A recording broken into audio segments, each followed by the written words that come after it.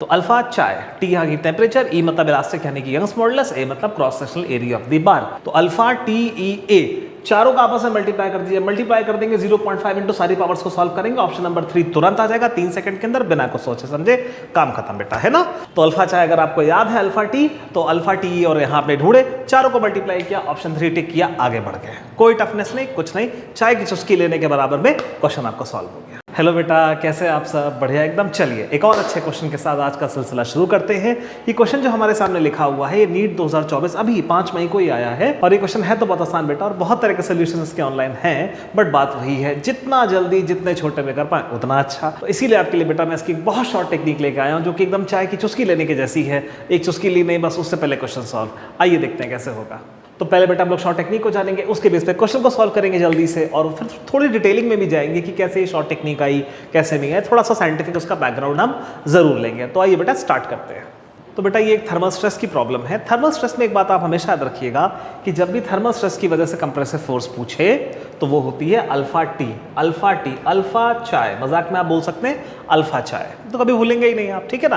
अभी अल्फा चाय का क्या मतलब है क्या नहीं, तो बेटा अल्फा तो आप सब जानते ही हैं, कोएफिशिएंट ऑफ लीनियर एक्सपेंशन है, ठीक है। टी यहाँ है टेम्परेचर राइज, ठीक है। अच्छा ई, बेटा जैसे आप यंग्स मॉडुलस को वाई से दिखाते हैं ना, तो यंग्स मॉडुलस का बराबर पैरेलल, एकदम पैरेलल एक और नाम भी है उसका, एक पर्यायवाची भी है जिसको हम इलास्टिक मॉडुलस बोलते हैं। तो इसलिए हम यंग्स मॉडुलस को ई से भी दिखा सकते हैं। इवन पूरी इंजीनियरिंग में यंग्स मॉडुलस को ई से ही दिखाया जाता है। सो ई इज यंग्स मॉडुलस, क्योंकि यंग्स मॉडुलस का एक और नाम है इलास्टिक मॉडुलस, तो वहां से बेटा ई आया। और ए क्या है बेटा, आपका जो भी वहां पे बार दे रखा है उसका क्रॉस सेक्शनल एरिया, जिसको कि आप आमतौर पर जैसे यंग्स मॉडुलस को आप वाई से दिखाते हैं, एरिया को आप एस से दिखाते हैं, तो आप लिखते हैं वाई एस अल्फा टी, ऐसे कुछ करके लिखते हैं। थोड़ा सा याद करने में मुश्किल लगता है, स्लाइटली आपको टफ लगता है कि हाई फाई सा फॉर्मूला है, लेकिन अल्फा चाय से वो यूं आपको याद हो जाएगा, ठीक है ना। तो अल्फा चाय, टी यहाँ की टेम्परेचर, ई मतलब इलास्टिक यानी कि यंग्स मॉडुलस, ए मतलब cross sectional area of the bar.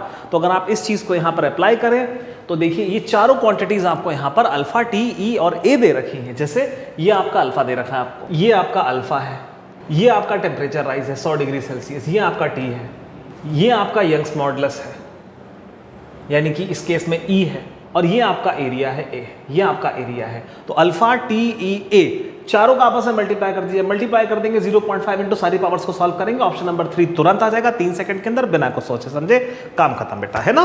तो अल्फा चाय अगर आपको याद है अल्फा टी, तो अल्फा टी और यहाँ पे ढूंढे, चारों को मल्टीप्लाई किया, ऑप्शन 3 टिक किया, आगे बढ़ गए। कोई टफनेस नहीं, कुछ नहीं, चाय की चुस्की लेने के बराबर में क्वेश्चन आपका सॉल्व हो गया, ठीक है बेटा।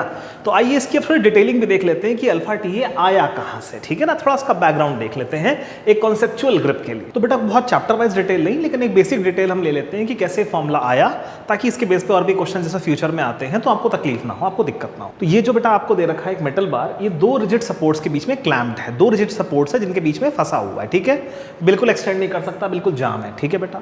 ऐसे से, और इसका जो आपका यंग्स मॉडुलस है वो ई से मैं शो कर रहा हूँ, उसकी ओरिजिनल लेंथ बेटा एल है, और जो राइजिंग टेम्परेचर है वो टी है, डेल्टा टी को हमने टी लिया है। अच्छा, जैसे हम टेम्परेचर को राइज करवाएंगे तो ये एक्सपैंड होना चाहेगा, है ना, ये मेटल बार एक्सपैंड होना चाहेगा, लेकिन ये दीवार उसको या रिजिड सपोर्ट उसको एक्सपैंड होने नहीं देगी, ठीक है।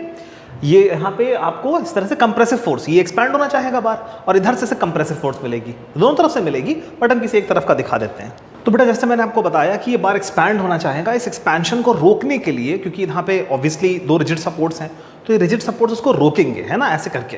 तो ये एक्सपैंड होना चाह रहा है, तो ऑब्वियसली ये क्या करेगा, कंप्रेस करेगा, कंप्रेस करने की कोशिश करेगा, पुश करेगा, है ना, दोनों वॉल्स को या दोनों रिजिड सपोर्ट्स को। तो रिजिड सपोर्ट्स के अंदर से भी कंप्रेसिव फोर्स यूँ आएगी, है ना, ऐसे करके आएगी।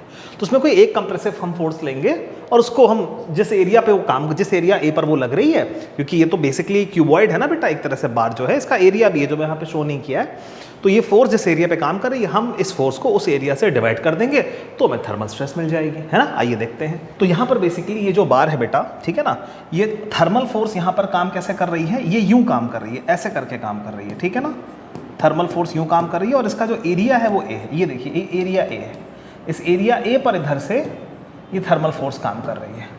तो थर्मल स्ट्रेस कितनी हो जाएगी बेटा, यहाँ से सिग्मा थर्मल स्ट्रेस हो जाएगी R thermal upon A, R thermal upon A, ये आपकी पहली इक्वेशन हो गई, ठीक है। हमारा थर्मल चाहिए, ये तो गिवन है इस केस में हमारा जो क्वेश्चन है। तो सिग्मा थर्मल हमने एक क्वेश्चन लिख दी बेटा, ठीक है ना। अब हम लोग थर्मल स्ट्रेन निकालेंगे, आइए देखते हैं कैसे।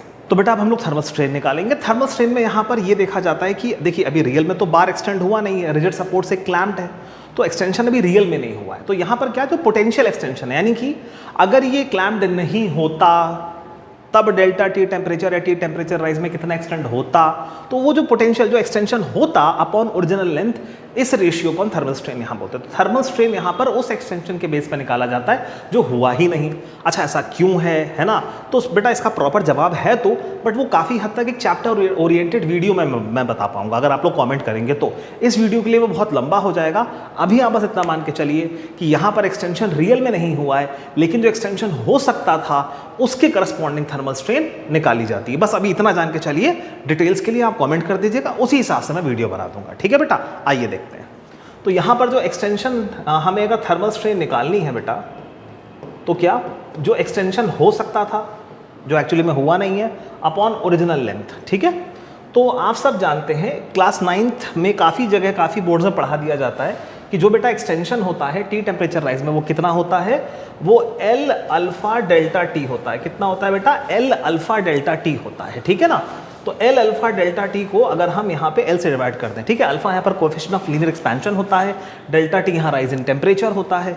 तो ये extension L alpha delta T आपका काफ़ी पहले से आपको बताया गया। इसकी डिटेल्स में अभी मैं नहीं जाऊँगा, किसी को सीखना हो तो कमेंट कर सकता है, उसके लिए अलग वीडियो बन जाएगा। उस अपॉन ओरिजिनल लेंथ जैसे हम डिवाइड करेंगे बेटा कितना आ जाएगा, अल्फा डेल्टा टी आ जाएगा। कितना आ जाएगा बेटा, अल्फा डेल्टा टी। तो यहाँ डेल्टा टी को तो मैंने टी ही ले रखा है, तो इसको मैं क्या लिख दूंगा, अल्फा टी। तो सिग्मा थर्मल, ये सॉरी हाँ ई थर्मल यानी कि थर्मल स्ट्रेन कितनी आ रही है बेटा, अल्फा टी, क्योंकि डेल्टा टी को मैंने यहाँ पर क्या बोल रखा है, टी बोल रखा है। तो अल्फा टी, ये हमारी बेटा सेकेंड इक्वेशन हो गई। सो हमारे पास बेटा फर्स्ट इक्वेशन में थर्मल स्ट्रेस आ चुकी है, सेकंड इक्वेशन में थर्मल स्ट्रेन आ चुकी है। अब हम यहाँ पे हुक्स लॉ लगा सकते हैं और हम अपना जो भी थर्मल स्ट्रेस की वजह से जो रिएक्शन है यहाँ पर, या यूं कहें जो कंप्रेसिव स्ट्रेस है, जो कंप्रेसिव फोर्स है यहाँ बार पर, उसको हम निकाल सकते हैं। तो आइए हम निकालते हैं। तो बेटा अभी हम हुक्स लॉ लगाएंगे। हुक्स लॉ यहाँ पर क्या कहती है कि E will be equals to thermal stress, यानी कि Y लिखा है बेसिकली है, तो elastic modulus will be equals to thermal stress upon thermal strain. तो E यहाँ पर किसके बराबर हो जाएगा, सिग्मा थर्मल। सिग्मा थर्मल कितना है बेटा, ये लिखा हुआ है आपका R थर्मल, यही हमको चाहिए R थर्मल अपॉन A, और सिग्मा थर्मल तो डायरेक्टली हम लिख देंगे, कितना आ जाएगा बेटा, यहाँ से अल्फा टी आ जाएगा। तो आप नोटिस करिए, अगर मुझे R थर्मल चाहिए तो मुझे इसको इधर ले जाना पड़ेगा। तो ये कितना आ जाएगा बेटा, अल्फा टी ई ए। कितना आ जाएगा, अल्फा टी ई ए। ये आपका आर थर्मल आ गया, नोटिस करिए आप। तो ये आपका आर थर्मल आ गया, अल्फा टी ई ए। अल्फा टी ई ए जिसको कि हम लोग अल्फा टी ही अल्फा चाय भी कह सकते हैं, जिससे कि बहुत शॉर्ट में आपको याद हो जाएगा और कभी भूलेंगे नहीं। वो Y is alpha delta T थोड़ा सा ऐसा लगता है, कुछ टफ सा है, हमें याद होने में दिक्कत होती है, लगाने में कन्फ्यूजन होती है, बट अल्फा चाय इज लाइक चाय की चुस्की लेने के बराबर। तो इसको बस आप अल्फा चाय से करिए, 3 सेकंड में आंसर पाइए और आगे बढ़िए, जिंदगी का मजा उठाइए, ठीक है बेटा। तो आप लोग इसको नोट कर लीजिए, कोई डाउट हो तो पूछ लीजिए। I will get back to you. Okay, take care, bye.